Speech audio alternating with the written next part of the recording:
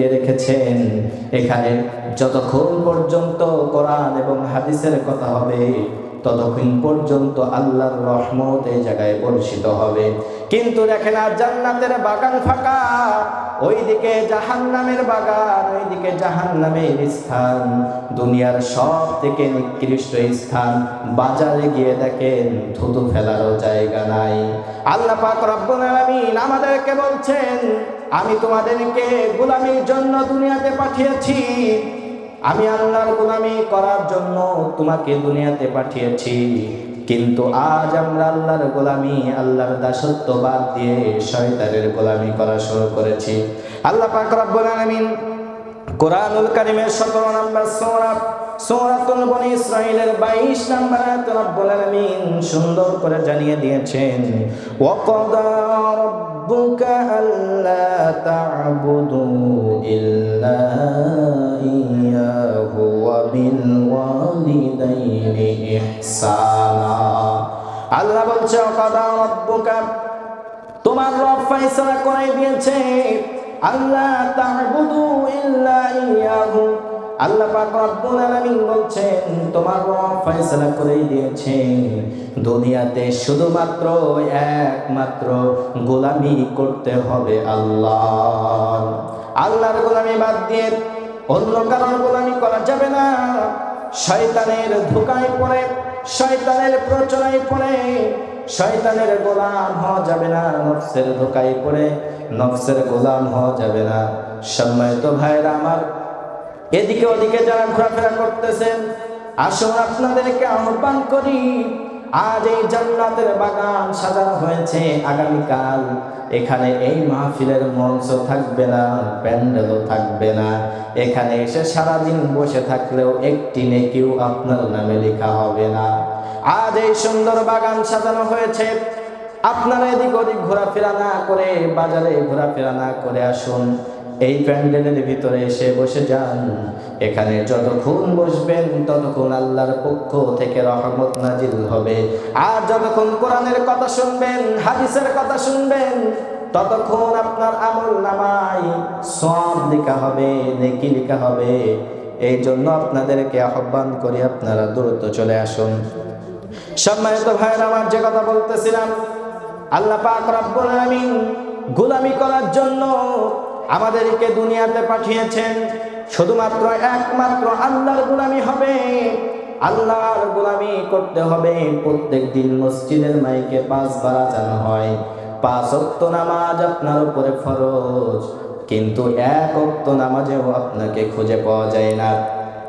সম্মানিত ভাইরা আমার, কিয়ামতের ময়দানে এই সমস্ত বেনামাজি জাহান্নামীগুলোকে উঠানো হবে। এদেরকে 70 গজ লম্বা শিকল দিয়ে জাহান্নামের আগুন দিয়ে তৈরি শিকল দিয়ে এদেরকে বাঁধা হবে। কিয়ামতের ময়দানে এদের চুলের মুষ্টি ধরে শিকল দিয়ে বেঁধে এদেরকে টানতে টানতে জাহান্নামের উত্তপ্ত ফুটন্ত পানির ওপর দিয়ে জিঞ্জির লাগিয়ে এদেরকে জাহান্নামের দিকে নিয়ে যাওয়া হবে। বেনামাজির জন্য আল্লাহ পাক রব্বুল আলামিন স্পেশাল একটা জাহান্নাম তৈরি করে রেখেছেন, স্পেশাল একটা জাহান্নাম তৈরি করেছেন। ওই জাহান্নামটার নাম হলো সাকার নামক জাহান্নাম। আল্লাহ পাক রব্বুল আলামিন এই জাহান্নামটা স্পেশাল ভাবে বেনামাজির জন্য বানিয়েছে। দেখেন কিয়ামতের ময়দানে কি কঠিন অবস্থা হবে বেনামাজির। সেদিন কিয়ামতের ময়দানে এই বেনামাজি জাহান্নামীগুলোকে একত্রিত করা হবে। এদের চুলের মুষ্টি ধরে শিকল লাগিয়ে ডান্ডা বেরি পরিয়ে জাহান্নামের উত্তপ্ত ফুটন্ত পানির উপর দিয়ে জিঞ্জির লাগিয়ে নিয়ে যাওয়া হবে। এদের কত গজ লম্বা শিকল দিয়ে বাঁধা হবে আল্লাহ পাক রব্বুল আলামিন সেটাও সুন্দর করে জানিয়ে দিয়েছেন। থুম্মা ফি সিলসিলাতিন জারুহা 70 যিরাআন ফাসলুকু। সেদিন কিয়ামতের ময়দানে এই সমস্ত বেনামাজি জাহান্নামীগুলোকে 70 গজ লম্বা আগুনের শিকল দিয়ে বাঁধা হবে। এদেরকে ডান্ডা বেরি পরানো হবে। জাহান্নামের উত্তপ্ত ফুটন্ত পানির উপর দিয়ে জিঞ্জির লাগিয়ে কুত্তার মতো টানতে টানতে জাহান্নামের দিকে এদেরকে নিয়ে যাওয়া হবে এবং সাকার নামক ভয়াবহ জাহান্নামের ভিতরে এই সমস্ত বেনামাজি জাহান্নামীগুলোকে ফেলে দেওয়া হবে। জাহান্নামীরা জান্নাতীদেরকে দেখতে পাবে, জান্নাতীরা জাহান্নামীদেরকে দেখতে পাবে, জান্নাতীরা জাহান্নামীদেরকে দেখতে পাবে, আর জাহান্নামীরা জান্নাতীদেরকে দেখতে পাবে। সেদিন কিয়ামতের ময়দানে যখন এই বেনামাজি জাহান্নামীগুলোকে সাকার নামক ভয়াবহ জাহান্নামের ভিতরে নিক্ষেপ করা হবে, তখন এরা দেখতে পাবে অপর দিকে জান্নাতের ভিতরে যে সমস্ত মুসল্লিরা আল্লাহর হুকুম পালন করার জন্য নামাজ যাইত, আল্লাহর দ্বীন প্রতিষ্ঠার দাওয়াত দিত, যারা আল্লাহর দ্বীনের দাওয়াত দিত, কোরআনের দাওয়াত দিত, ইসলামের দাওয়াত দিত, সেই সমস্ত মানুষগুলোকে বাধা সৃষ্টি করত। দেখবে সেই সমস্ত মানুষগুলোই জান্নাতের ভিতরে রয়েছে। যাদেরকে দুনিয়াতে পাগল বলতো, যাদেরকে দুনিয়াতে উন্মাদ বলে গালি দিত, ওই সমস্ত মুসল্লিরাই জান্নাতের ভিতরে থাকবে। তারা সেদিন এই বেনামাজি জাহান্নামীগুলোকে প্রশ্ন করবে। কোরআনুল কারীমের ৭৪ নম্বর সূরা সূরাতুল মুদ্দাসসিরের ভিতরে রব্বুল আলামিন সুন্দর করে জানিয়ে দিয়েছেন। রব্বুল আলামিন বলছেন, ইয়াতাসাআলুনা আনিল মুজরিমিন মা সালাকাকুম ফি সাকার ক্বালু লাম নাকু মিনাল মুসাল্লিন। এই সমস্ত বেনামাজি জাহান্নামীগুলোকে যখন সাকার নামক ভয়াবহ জাহান্নামের ভিতরে ফেলা হবে, তখন অপর পাশ থেকে জান্নাতীদেরকে প্রশ্ন করবে, ইয়াতাসাআলুনা আনিল মুজরিমিন মা সালাকাকুম ফি সাকার। হতভাগা, দুর্ভাগা, কপাল পোড়া, কি কারণে তোমাদেরকে আজ এই সাকার নামক ভয়াবহ জাহান্নামের ভিতরে নিক্ষেপ করা হলো? কি কারণে তোমাদেরকে এই সাকার নামক ভয়াবহ জাহান্নামের ভিতরে ফেলা হলো? তখন এই বেনামাজি জাহান্নামীগুলো উত্তর দিবে, ক্বালু লাম নাকু মিনাল মুসাল্লিন। অনেকগুলো কারণেই তো আজ এই জাহান্নামের ভিতরে এসেছি। তার ভিতরে এক নাম্বার কারণ হলো ক্বালু লাম নাকু মিনাল মুসাল্লিন। আমরা দুনিয়াতে মুসল্লি ছিলাম না, আমরা দুনিয়াতে নামাজ আদায়কারী ছিলাম না। এই জন্যই আজকে আমাদেরকে এই কঠিন পরিণতির মুখে ফেলায় দেওয়া হয়েছে। আজ এই কঠিন সাকার নামক জাহান্নামের ভিতরে নিমজ্জিত হয়েছি। এখানে আমাদেরকে ফেলিয়ে দেওয়া হয়েছে। আমরা দুনিয়াতে মুসল্লি ছিলাম না, আর যারা মুসল্লি ছিল তাদের কাজে আমরা বাধা দিয়েছিলাম। যারা ইসলাম প্রচার করেছিল, যারা নামাজ যাইতো, তাদেরকে দেখে আমরা হাসি ঠাট্টা তামাশা করতাম। আল্লাহ পাক রব্বুল আলামিন কিয়ামতের ময়দানে এই সমস্ত বেনামাজি জাহান্নামীগুলোকে আরো অপমান করবে, লাঞ্ছিত করবে। সেদিন কিয়ামতের ময়দানে এই সমস্ত বেনামাজি জাহান্নামীগুলোকে হাসরের ময়দানে একত্রিত করা হবে। আমাদের আদি পিতা আদম আলাইহিস সালাম থেকে শুরু করে কিয়ামত পর্যন্ত যত মানুষ এসেছিল, এখন আছে, আগামীতে আসবে, সমস্ত মানুষগুলোকে কিয়ামতের ময়দানে ওঠানো হবে। সমস্ত মানুষগুলোকে একত্রিত করা হবে।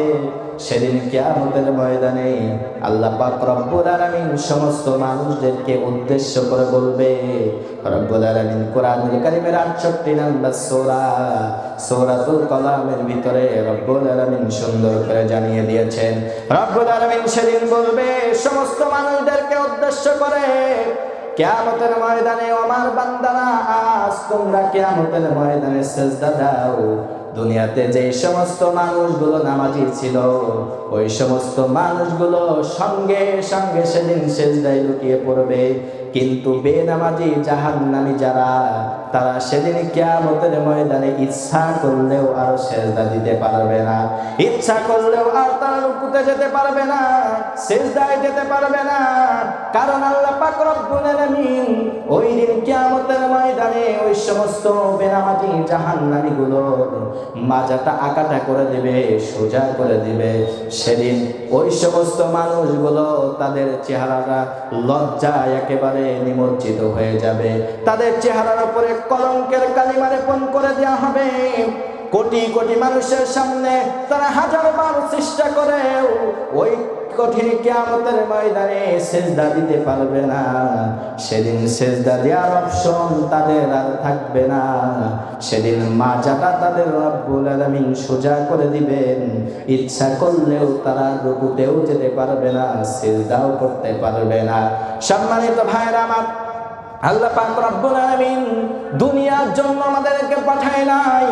দুনিয়াতে কোটি কোটি টাকার সম্পদ, কোটি কোটি টাকার সম্পদের পাহাড় বানানোর জন্য দুনিয়াতে পাঠায় নাই। গাড়ি বাড়ি ধন দৌলত এই সমস্ত জন্য রব্বুল আলামিন আমাদেরকে দুনিয়াতে পাঠায় নাই। দুনিয়াতে মুমিনরা দুনিয়াতে আসার পরে এদের সব থেকে বেশি টার্গেট থাকবে পরকালের দিকে।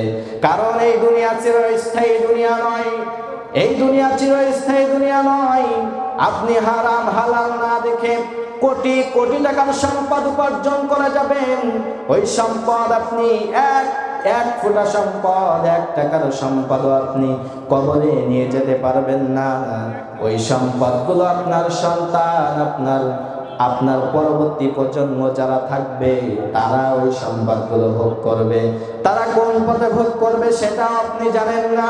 তারা ভালো কাজে ব্যয় করবে নাকি অসৎ পথে ব্যয় করবে সেটাও আপনি জানেন না। আপনি কার পিছনে ছুটতেছেন? এই সমস্ত সন্তানের পিছনে আপনি ছুটতেছেন। সন্তানের জন্য হারাম হালাল দেখেন নাই, কোটি কোটি টাকার সম্পদ বানিয়েছেন, আখিরাতের কথা একবারও চিন্তা করেন নাই। আল্লাহ কি উদ্দেশ্য করে দুনিয়াতে পাঠিয়েছে উদ্দেশ্যের কথাও চিন্তা করেন নাই। আল্লাহ পাক রব্বুল আলামিন কি জন্য দুনিয়াতে পাঠালো একবারও ভেবে দেখেন নাই। কঠিন কিয়ামতের ময়দানে আপনার এই সন্তান আপনাকে চিনবে না, আপনার আত্মীয় স্বজন আপনজনেরা, আপনার মা বাবাও সেদিন কিয়ামতের ময়দানে চিনবে না, আপনার পরিচয় দিবে না কেউ সেদিন আপনাকে চিনবে না। আপনার এই কোটি কোটি টাকার সম্পদ সেদিন কাজে আসবে না। সুতরাং শুধু দুনিয়া নিয়ে ব্যস্ত হলে চলবে না ভাইরা আমার। পরকালের কথাও চিন্তা করতে হবে, মাথায় রাখতে হবে, কারণ মৃত্যু একদিন আসবে। পৃথিবীতে